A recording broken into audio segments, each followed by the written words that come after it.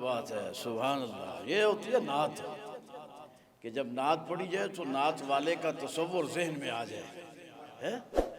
دیکھو نا، نہ کوئی ایسا محبوب ہوا ہے نہ ہوگا. حضرت حسان بن ثابت نے تو رسول اللہ صلی اللہ علیہ وسلم کی موجودگی میں فرمایا تھا نا جی، مسجد نبوی ممبر رسول پر، وَأَحْسَنُ مِنْكَ لَمْ تَرَ قَطُّ عَيْنِي.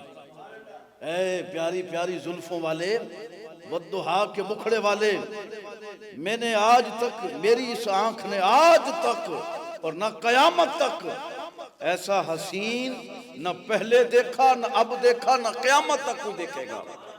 جی دیکھو نا، جس طرح کہہ رہے تھے کہ بلا حجاب، بے پردہ زیارت. بہت سارے انبیاء کو، بہت سارے رسولوں کو میرے کریم رب نے بہت سارے معجزات، بہت ساری خصوصیات عطا فرمائی. ملا علی قاری فرماتے ہیں، یہ مشکات شریف کی شرح کے اندر 9ویں جلد میں باب فی المعراج کے اندر وہ فرماتے ہیں کہ جب حضور معراج پہ گئے نا، معراج پہ جب تشریف لے گئے، صاف ظاہر حضرت آدم علیہ السلام سے لے کر حضرت عیسیٰ روح اللہ تک سب کی خواہش تھی، سب کی تمنا تھی کہ ہم کریم رب کا بغیر حجاب کے دیدار کریں، لیکن رب نے فرمایا نہیں. اور حضرت موسیٰ علیہ السلام کو تو اسپیشلی فرمایا تھا لن ترانی، خواہش کا اظہار کیا، باری تعالیٰ میں تجھے تکنا چاہتا ہوں، تجھے دیکھنا چاہتا ہوں. رب نے فرمایا لن ترانی، اے موسیٰ تو نہیں دیکھ سکتا. فرمایا اچھا میں نہیں دیکھ سکتا، یہ تو نہیں نہ کہا کہ کوئی نہیں دیکھ سکتا، تو پھر باری تعالیٰ پھر دیکھے گا کون؟ فرمایا تیرے بعد حضرت عیسیٰ علیہ السلام کو بھیجوں گا، اس کے بعد پھر آخری نبی محمد عربی صلی اللہ علیہ وسلم کو میں مبعوث فرماؤں گا، اور پھر مکہ کی سرزمین ہوگی. پھر جبرائیل کو 70,000 فرشتوں کے ساتھ بھیجوں گا کہ جا، میرا محبوب ام ہانی کے گھر آرام فرما رہا ہے، اور جا کے اس کی تلووں کو. وہ کیا شاعر نے بڑی خوبصورت بات کی کہ یہ جو جنت میں رنگ و روغن ہے نا، یہ جو جنت کی خوبصورتی ہے، یہ جو جنت کا حسن اور جمال ہے، شاعر نے کیا خوبصورت کہا ہے. اعلی حضرت پہ قربان جاؤں، فرمایا بچا جو تیرے تلووں کا دھون، بچا جو تیرے تلووں کا دھون، بنا وہ جنت کا رنگ و روغن، بنا وہ جنت کا رنگ و روغن. آپ اندازہ کیجئے جس محبوب کے تلووں کا دھون جنت کے رنگ و روغن کو معطر کر رہا ہے، اس محبوب کی اپنی ذات کا کیا عالم اور شان ہوگی. ہر نبی کی خواہش تھی رب کو دیکھنے کی، لیکن رب نے کہا نہیں، جب تک اپنے محبوب کو بغیر حجاب کے، بغیر پردے کے زیارت نہیں کرواتا، میں کسی کو بھی نہیں کرواؤں گا. اور ملا علی قاری فرماتے ہیں حضور جب گئے نا اقصی مسجد، فلسطین کا مسئلہ ہے نا، اقصی کو یاد کرنا چاہیے، ہمارا قبلہ اول ہے. میرے کریم رسول نے رب کی دیکھو نا قدرت، 1,24,000 کم و بیش انبیاء اور رسولوں کو اکٹھا کیا کہ تم یہاں پہ مسجد میں آ جاؤ، میرا کریم رسول یہاں پہ آئے گا، تم نے پیچھے مقتدی بن کے کھڑا ہونا ہے، میرا آمنہ کا لال مصلی امامت پہ کھڑا ہوگا. اور میرے کریم نے وہ فرماتے ہیں کیونکہ نماز تو فرض ہوئی نہیں تھی، تو لوگ کہتے ہیں کہ یہ نماز کون سی تھی؟ نماز تو گئے پھر فرض ہوئی، واپس جب تشریف لائے نماز کا تحفہ لے کے آئے، ابھی تو لینے جا رہے تھے، تو پھر یہ نماز کون سی تھی؟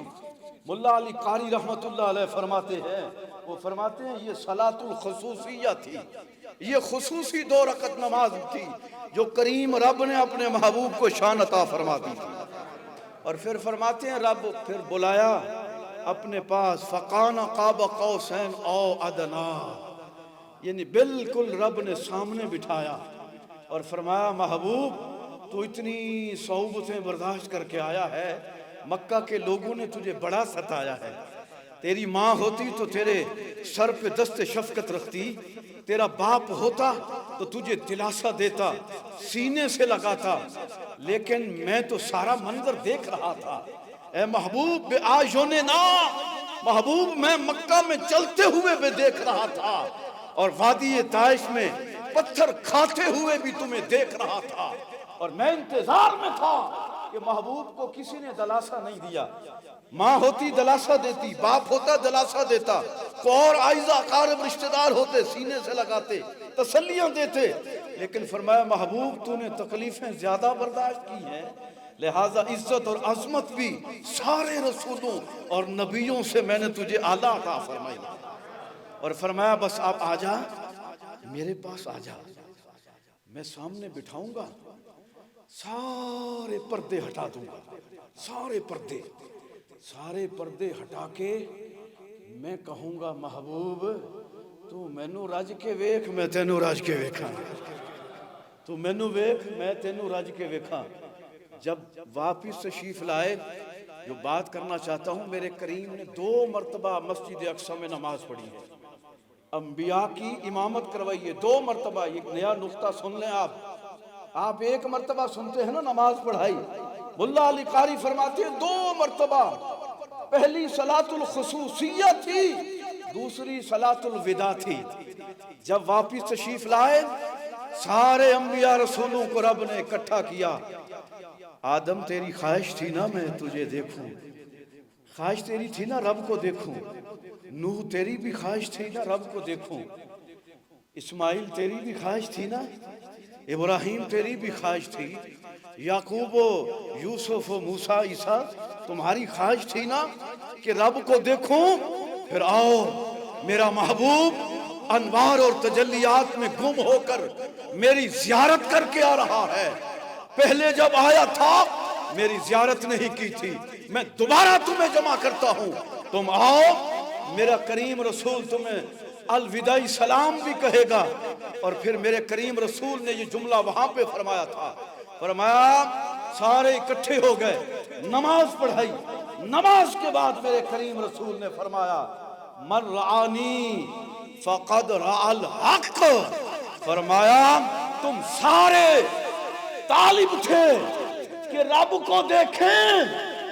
میرے کریم نے فرمایا من رعانی فقد رعا الحق.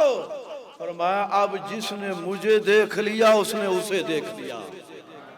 اس نے کسے دیکھ لیا؟ اسے دیکھ لیا. جس نے مجھے دیکھا اس نے کس کو دیکھا؟ کیونکہ میں بغیر پردوں کے دیکھ کے آیا ہوں اور انوار تجلیات اپنے اندر سمو کے آیا ہوں.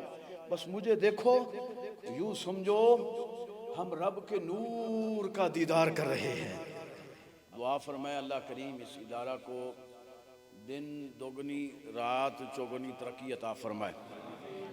اور انشاءاللہ اللہ کے فضل و کرم سے یہ تحدیث نعمت کے طور پہ اور حضور نبی کریم صلی اللہ علیہ وآلہ وسلم کی سنت بھی ہے، اور حضرت عثمان غنی رضی اللہ تعالی عنہ کی سنت بھی ہے، اور سید الشہداء حضرت امام حسین رضی اللہ تعالی عنہ کی سنت بھی ہے کہ جب حضرت عثمان غنی رضی اللہ تعالی عنہ کے گھر کا محاصرہ کیا گیا نا، 40 دن آپ کو پتہ ہے پانی بند رہا، تو پھر آپ اپنے گھر کی چھت پہ کھڑے ہو کے آپ نے ان بلوائیوں کو خطاب فرمایا اور آپ نے فرمایا تم مجھے جانتے نہیں میں کون ہوں؟ میں وہی ہوں کہ اسی مدینہ کے جتنے بھی یہ کنویں تھے میں نے سارے یہودیوں سے خرید کر تمہارے لیے وقف کیے ہوئے تھے، اور آج تم اسی کنویں سے مجھے پانی کا ایک قطرہ تک نہیں دے رہے. اور پھر اپنی شانیں بیان کی کہ میں فلاں ہوں، میری یہ خدمات ہے. تو حضرت امام حسین رضی اللہ تعالی عنہ نے بھی جب آخری وقت اتمام حجت کرتے ہوئے کہ کل قیامت کے دن ان میں سے کوئی اعتراض نہ کرے کہ ہمیں نہیں پتا تھا حضرت امام حسین کا مقام کیا تھا، تاکہ ہم بچ جائیں، میرے کریم امام نے اتمام حجت کرتے ہوئے پھر خطاب آخری فرمایا تھا کہ تم مجھے جانتے نہیں میرا نانا کون ہے، تم مجھے جانتے نہیں میرا بابا کون ہے، تم مجھے جانتے نہیں میری ماں کون ہے. میری ماں سیدۃ النساء ہے، جنتی عورتوں کی سردار ہے. میرا بابا جمیع کائنات کے اولیاء کا سردار ہے، اور میں اس کا نواسا ہوں، وہ نبی جو سارے نبیوں اور رسولوں کا سردار ہے. یعنی یہ حضرت امام حسین نے اپنی شان بیان کی.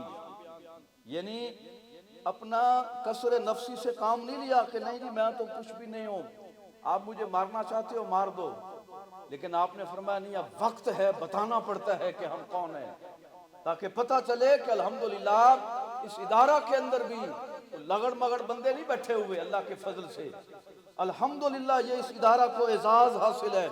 یہاں پہ بہت سارے دوست بیٹھے ہوئے ہیں، یہ ادارہ جہاں پہ خدمت قرآن کے ساتھ ساتھ الحمدللہ خدمت انسان کا فریضہ بھی بڑے آسان انداز کے ساتھ سر انجام دے رہا ہے الحمدللہ۔ یہ پوری جو جھگی سسٹم آپ دیکھ رہے ہیں، کتنی جھگیاں ہیں۔ یہ کل جمعہ کا دن تھا، میں جمعہ پڑھنے جا رہا تھا جی، شاہد صاحب مجھے بچے نے بلایا جی باہر سامنے بڑی سخت لڑائی ہو گئی ہے، اور بس 2-4 منٹ کی بات ہے تو پتہ نہیں کیا چل جائے۔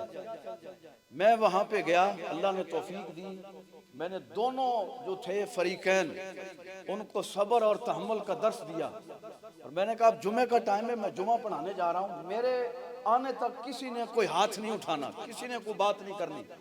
اللہ کا فضل ایسا ہوا کہ جمعہ کی برکت سے وہاں دعا بھی کی، یا اللہ ان کے سینوں میں دلوں میں رحم پیدا فرما دے۔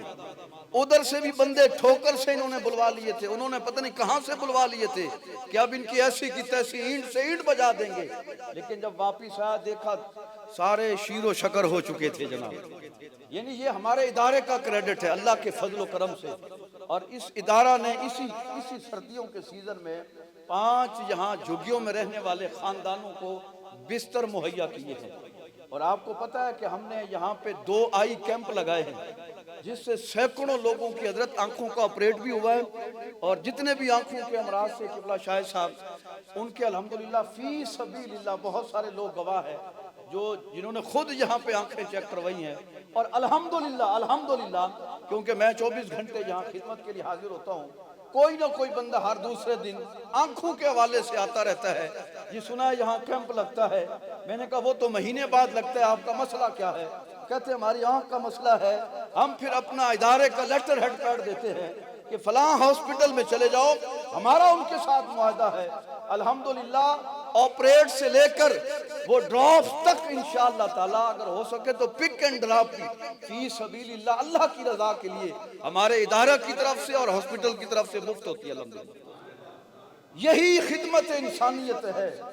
میں کل ہی کیونکہ میں نے اپنی مسجد میں وضو کے فرائض اور فضیلت پہ درس دینا تھا، تو میں سورۃ المائدہ جو ہے اس میں جو وضو کا پراپر طریقہ بیان کیا گیا ہے، میں وہ پڑھ رہا تھا تفسیر کبیر، جس میں تیمم کی بات آتی ہے نا، تیمم کا بھی اسی سورہ کے اندر کہ وضو کا پانی نہ ہو، پانی وضو کے لیے تو تیمم۔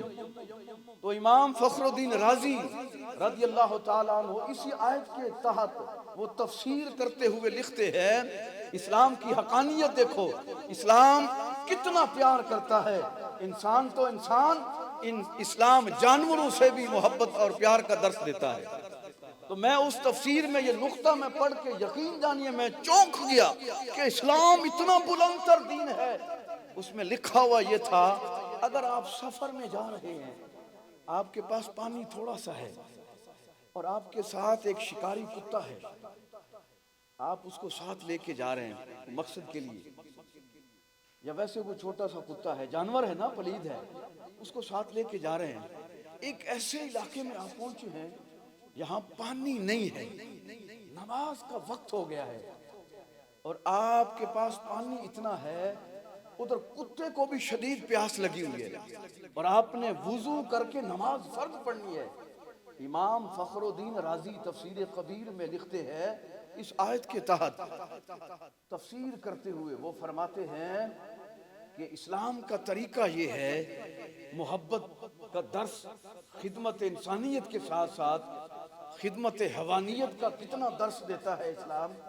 آپ فرماتے ہیں کہ آپ جو پانی ہے نا تھوڑا سا، جس سے آپ کا وضو ہو سکتا ہے، کتا پیاسا نہ رہ جائے، فرماتے ہیں کہ اس کو چاہیے کہ وہ پانی کتے کو پلا دے اور خود تیمم کر کے نماز فرض ادا کر لے۔ خود تیمم کر کے نماز، کتنی بڑی بات ہے، کتنی بڑی بات ہے، اس چھوٹی سی بات کے اندر پوری جناب خدمت حیوانیت اور انسانیت کا فلسفہ چھپا ہے۔ کہ اسلام شاہد صاحب آپ بات کر رہے تھے نا الحمدللہ یورپ میں میرا رابطہ رہتا ہے سوال و جواب کے حوالے سے اللہ کا فضل ہے یہ بھی ادارے کو اعزاز حاصل ہے یہ تحدیث نعمت کے طور پہ حضرت روزانہ کی بنیاد پہ اللہ کا فضل ہے سینکڑوں لوگوں کو باہر یورپ کے اندر بھی اور پاکستان کے اندر بھی کوئی کسی کو مسئلہ ہو کسی واٹس ایپ گروپ کے اندر کسی آفیشل پیج پہ کسی کو مسئلہ ہو اللہ کا فضل ہے آپ کو پتہ ہے آج کل مولوی مسئلے نہیں بتاتے بغیر پیسوں کے کہتے ہیں نہیں پیسے دو گے تو پھر یہ کسی نے گروپ میں سوال کر دیا بس ٹھیک ہے کوئی جواب کوئی بھی نہیں دیتا بالآخر ادارہ منہاج الرسول کی طرف ان کی نظر پڑتی ہے اور وہ کہتے ہیں وہ مرد وہ جو ہے وہ فقیر وہ جواب دے گا اللہ کے فضل سے یہ پیر صاحب کی تربیت اور میرے ماں باپ اور میرے مرشد کریم کی تربیت کا اثر ہے کہ جو کچھ ہم نے پڑھا ہے اور کریم رسول نے بھی فرمایا ہے یہ حدیث پاک سن لو کریم رسول نے فرمایا کہ جب امت پہ ایسا وقت آ جائے اور کسی نے علم حاصل کیا ہوا ہو اور آگے اس کو ڈیلیور نہ کرے امت کو اس علم کی ضرورت ہو وہ ڈیلیور نہ کرے چھپا کے رکھ دے میرے کریم رسول کا فرمان ہے وہ عالم علم رکھنے والا سرکار نے فرمایا وہ ہمارے میں سے ہے نہیں وہ ہمارے میں سے ہے نہیں ہے وہ ہمارے میں سے ہے نہیں یہ میں لفظ کے ساتھ مفتی حضرت اس لیے لکھتا ہوں بعض لوگوں کو تکلیف ہوتی ہے کہ مفتی ہمیں جناب لکھتا ہے نہیں اس میں حکمت ہے جب پیر کرم شاہ صاحب الازری جسٹس شریعہ کورٹ چیف جسٹس بہت بڑی ہستی ضیاء القرآن تفسیر لکھی ضیاء النبی سیرت النبی پہ کتابیں لکھی جب کاتب سے کتابت ہو رہی تھی نا حضرت تو کاتب نے لکھا تو آپ نے کہا میرے نام کے ساتھ پیر لکھنا ہے پیر کرم شاہ الازری تو دوستوں نے کہا حضرت یہ اچھا نہیں لگتا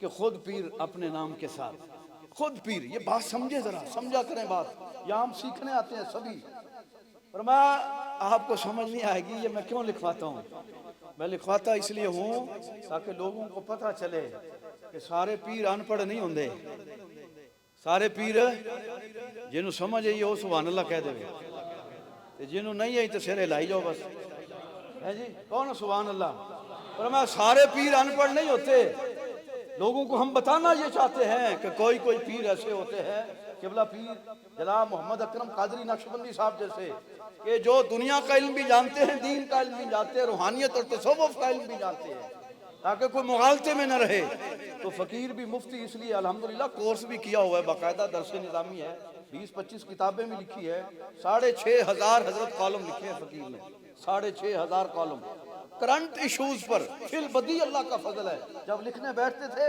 اب بھی ایسے ہی ہے موبائل پہ ہم سارا کام کرتے ہیں موبائل پہ سارا کام لکھتے ہیں سوال جواب باہر الحمدللہ قادیانیوں سے کبھی کبھی ہفتے میں 1-2 دفعہ نشست ہوتی ہے بات آپ کی بالکل درست ہے کہ یورپ میں رہنے والا مسلمان وہ پیاسا ہے آج کیوں 2 نمبر پیر اور مولوی وہاں سے ناکام ہو کے واپس آ رہے ہیں وجہ یہی ہے کہ جو بھی گیا ہے وہاں پہ صرف پیسہ بٹورنے کے لیے کسی نے علم نہیں بتایا کسی نے فکر نہیں بتائی کسی نے نظریہ نہیں بتایا پیسے سمیٹ کے پاؤنڈ اور ڈالر واپس آ گیا وہاں کی نوجوان نسل پیاسی ہے کہ کوئی ایسا بندہ ہو جو ہمیں صحیح معنوں میں دیار مغرب میں اسلام کی تعلیمات سے روشناس کرا سکے تو جب ہم ان سے ڈیبیٹ کرتے ہیں تو ہمیں پھر سمجھ آتی ہے یہ نوجوان نسل کتنی پیاسی ہے تو اللہ کے فضل سے ادارہ منہاج الرسول کے پلیٹ فارم سے ہم یعنی کہ بغیر وسائل کے بھی اللہ کا فضل ہے بہت بڑا کام کر رہے ہیں حضرت تحدیث نعمت کے طور پر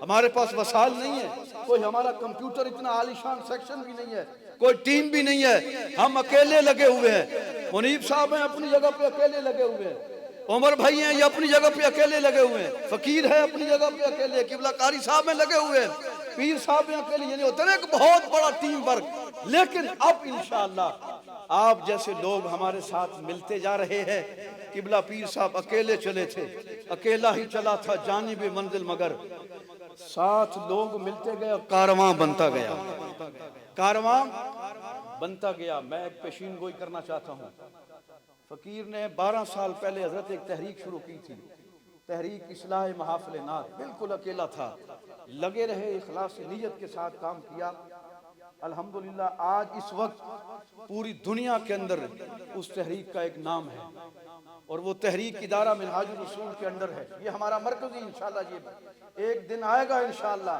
ادارہ منہاج الرسول جو سبزہ زار میں ہے، انشاءاللہ یہ تحریک منہاج الرسول انٹرنیشنل کا روپ دھارے گی انشاءاللہ۔ کہہ دو نا اونچی کہہ دو انشاءاللہ۔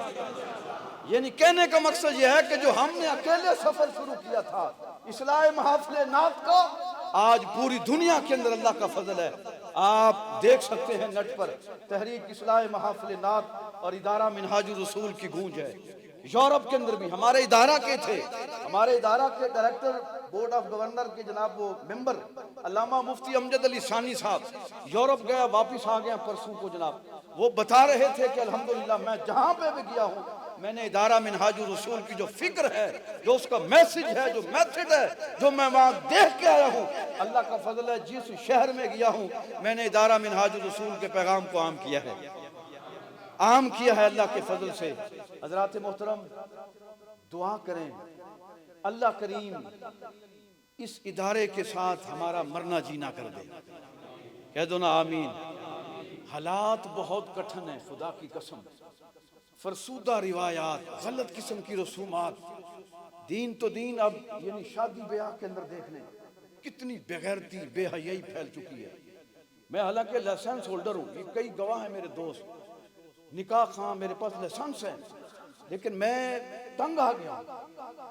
وجہ یہ ہے، اب آپ خود اندازہ کریں، خود اندازہ کریں، ایک بیٹی ہو کسی کی بیٹی ہو، میری بیٹی ہو، اگر اس بیٹی کو غیر محرم مردوں کے سامنے سجا سنوار کے بغیر پردے کے بٹھا دیا جائے اور ہر ایک اس پہ نگاہ ڈال رہا ہو، تو کیا یہ ثواب کا کام ہے یا عذاب کا کام ہے؟ بولو نا یار، ڈرتے کیوں ہو؟ لیکن بدقسمتی یہ ہے ہماری پوری سوسائٹی پر خواتین کا راج ہے، خواتین کا راج ہے، خواتین کا راج ہے، خواتین کے فیصلے ہوتے ہیں۔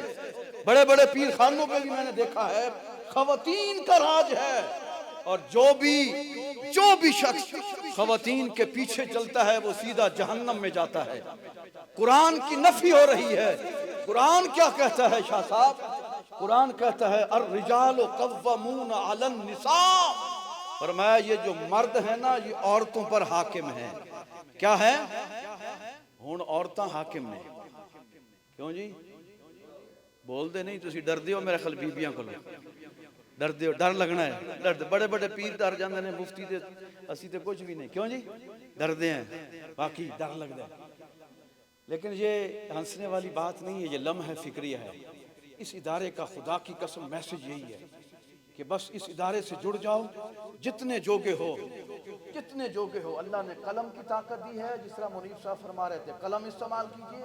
اللہ نے دولت دی ہے، دولت استعمال کیجئے۔ اللہ نے طاقت دی ہے، طاقت استعمال کیجئے۔ اللہ نے ذہن دیا ہے، ذہن استعمال کیجئے۔ اللہ نے فکر دی ہے، فکر استعمال کیجئے۔ اللہ نے شعور سے مالا مال کیا ہے۔ اس ادارے کی جو بھی صحیح ادارہ کام کر رہا ہے اس کے ساتھ جڑ جائیے اور کندھے سے کندھا ملائیے۔ میں ضمانت تو نہیں دے سکتا لیکن اچھا گمان ضرور رکھتا ہوں کہ الحمدللہ ادارہ منہاج الرسول کے ساتھ جڑ جانے والا انشاءاللہ تعالی اللہ اور اس کے رسول کی رضا کا حقدار ہوگا۔ کہو دو انشاءاللہ، سارے کہہ دو انشاءاللہ، سارے کہہ دو انشاءاللہ، سارے کہہ دو انشاءاللہ۔ بس اس ادارے کے ساتھ جڑ جاؤ۔ خدا کی قسم میں نے تو پیر صاحب سے وعدہ کیا ہوا ہے کہ ہم تو اب آپ کے ساتھ ہیں آخری دم تک انشاءاللہ۔ ہمیں یہاں سے دھکے دے کے بھی نکالیں گے، ہم نہیں جائیں گے انشاءاللہ۔ ہم اب کیونکہ ہم وفادار ہیں، غدار نہیں ہیں۔ کیا ہے؟ ہماری رگوں میں غیرت مند باپ کا خون ہے، ہم وفادار ہیں، غدار نہیں ہیں۔ کسی کے ساتھ غداری نہیں کی حضرت۔ الحمدللہ جس کے ساتھ بھی جڑے ہیں پھر جڑ کے رہے ہیں، جس کے ساتھ نہیں جڑے اور سمجھتے ہیں یہ ٹھیک نہیں ہے، پھر کوئی بھی ہو، کتنی بڑی گدی کا سجادہ نشین کیوں نہ ہو، ہم نے تو بڑے بڑے وقت کے جابر حکمرانوں سے ٹکر لی ہے۔ الحمدللہ جب ہم لکھتے ہیں تو بڑوں بڑوں کی چیخیں اب بھی نکلتی ہیں اللہ کے فضل سے. ہمارے قلم میں اللہ نے ایسی طاقت پیدا کی ہے. کیوں؟ اس لیے کہ حق جو بھی لکھے گا، ٹوٹی چٹائی پر بیٹھنے والا لکھے گا یا کسی مخملی بستر میں ملبوس یا اس پہ بیٹھ کر لکھے گا، حق جو ہوتا ہے وہ پھر اپنا دکھاتا ہے. اور حق میں طاقت ہوتی ہے اور طاقت ہی حق ہے اللہ کے فضل سے.